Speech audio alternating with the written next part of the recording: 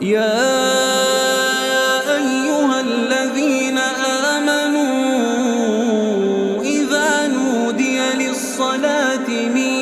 يوم الجمعة فاسعوا إلى ذكر الله وذروا البيع ذلكم خير لكم إن كنتم تعلمون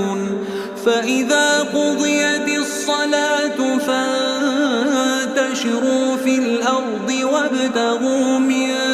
فضل الله واذكروا الله كثيرا لعلكم تفلحون وإذا رأوا تجارة أو لهوا انفضوا إليها وتركوك قائما